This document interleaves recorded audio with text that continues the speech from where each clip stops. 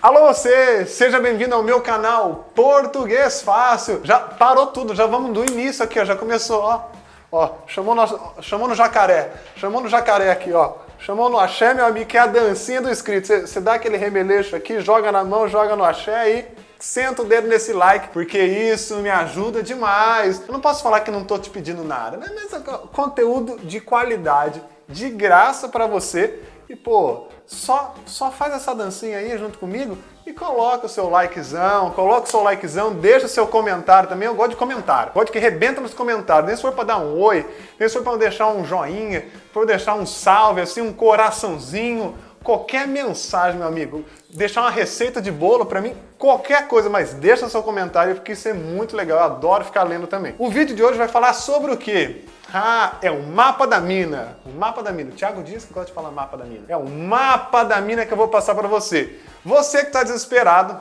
não sabe pra onde ir, o que você faz geralmente? Pega o seu note, digita no Google lá, conteúdos em Seja 2019. Aí a galera sempre acha assim, INEP, vai lá, e a apostila do INEP. O governo faz a prova e o governo tem uma apostila. O que eu vou fazer? Baixar arquivo. Fiotão, você vai lá, baixa o arquivo, tem uma apostila que, meu Deus do céu, tem muita coisa lá. Por que o governo coloca tanta coisa? Porque ele é obrigado a colocar, não é verdade? Só que, para você obter o seu sucesso, você tem que ir bem nas questões fáceis.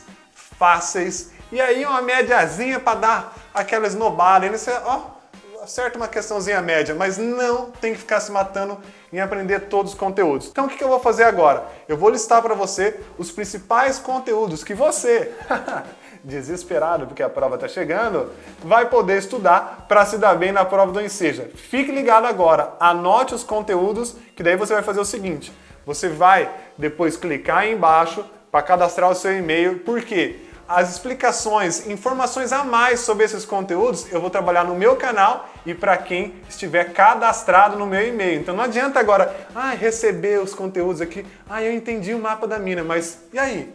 Como é que você estuda? Clica aí no e-mailzinho para você receber novidades. Primeira ideia importante que aparece na prova de linguagens. Mas por que eu tô falando na prova de linguagens? Porque tem muita gente que só fica assim, redação, chega de redação. Meu amigo, você tem que estudar redação? Óbvio que tem que estudar redação. Mas tem gente por aí, eu sei, você pode deixar os seus testemunhos aí, irmão, pra mim. Tem muita gente que tá estudando redação, tá me seguindo por causa de redação, tá fazendo curso de redação, mas está esquecendo a parte de X. Meu amigo, o eixo de linguagens é composto da prova de X e da prova de redação. Você tem que ir bem na parte de X também, então não adianta se matar na redação e depois não conseguir fazer a parte de X. Então, por favor, entenda agora então quais são esses conteúdos da parte de linguagens. Agora eu começo para valer. Vamos lá. Primeiro conteúdo, tipos de linguagem. Linguagem verbal, linguagem não verbal, linguagem mista. Então, esse conteúdo você tem que saber. Essencialmente linguagem verbal é quando eu tenho algum texto, seja falado ou seja escrito, que tenha palavras. Então, todo texto falado ou todo texto que é escrito, ele é chamado de texto verbal porque ele tem palavras. Todo texto que só tem uma imagem ou uma cor como o semáforo, tá? É um cartaz, um outdoor que não tenha palavras, só tem imagem, cor ou até mesmo som, como uma sirene, isso são textos que utilizam linguagens não verbais, beleza? E a linguagem mista é quando utiliza os dois. Professor, isso eu tenho que estudar? Tem que estudar sobre isso. Eu falei rapidamente agora nesse vídeo, mas eu já gravei um vídeo aqui no meu canal que você pode procurar na lista e esse vídeo explica certinho, com calma, os tipos de linguagens. Outro conteúdo importantíssimo é gêneros textuais. Você tem que estudar gêneros textuais. Então você tem que se cadastrar para receber vários e-mails meus explicando sobre esses gêneros textuais. Por que que não dá para eu falar tudo num vídeo só? Gêneros textuais são todos os textos que circulam na sociedade. Gêneros textuais são todos os textos que circulam na sociedade. Então o que você vai ter que fazer na prova? Você vai ter que interpretar esses textos, e aí é tranquilo, a resposta vai estar lá no texto. Ou você vai ter que saber qual é a função do texto. Então, por exemplo, qual é a função de uma notícia?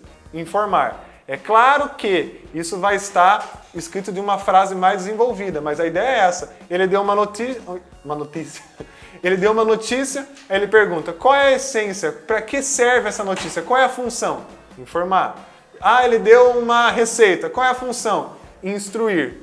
Então você tem que conhecer gêneros textuais para saber quais são as funções. Então, estudar gêneros textuais, grave aí, estudar gêneros textuais é estudar quais são as funções de cada texto. E por que eu disse que é importante você se cadastrar? Não dá para ficar falando tudo num vídeo só. Porque, gente, você precisa receber mais dicas semanalmente, tá? Gêneros textuais são todos os textos que circulam na sociedade, ou seja, são infinitos. Eu não consigo falar para você quantos textos tem no mundo. Eu também fiz um vídeo falando sobre isso. Não tem como eu falar assim, tem 10 textos no mundo, vamos estudar os 10 para a prova? Não tem como você fazer isso porque gêneros são infinitos. Então eu preciso jogar muita carga para você de conteúdo para você conhecer quais são os principais gêneros que aparecem na prova, beleza? Quer ficar sabendo quais são os gêneros que vai na prova?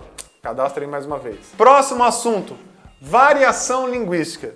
O que esse assunto vai trabalhar? Variação linguística tem a ver com variar, mudar a nossa linguagem.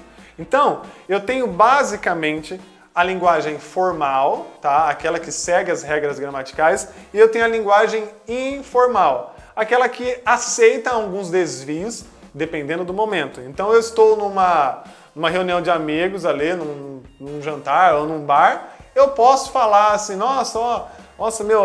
teve uma mulher lá no meu prédio, eu posso falar mulher.